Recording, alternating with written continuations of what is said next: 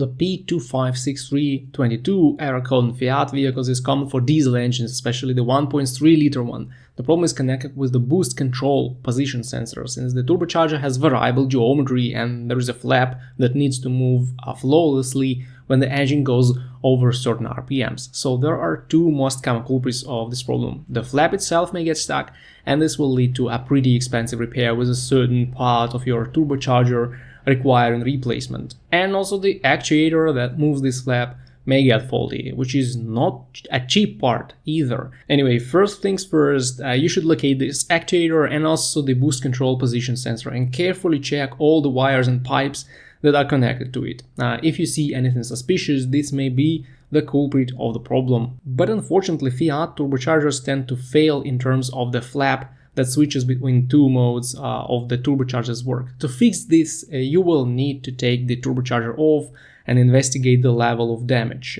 Sometimes just cleaning and reassembling the turbocharger will work, but in most cases the boost control system will require replacement, which is not a DIY job.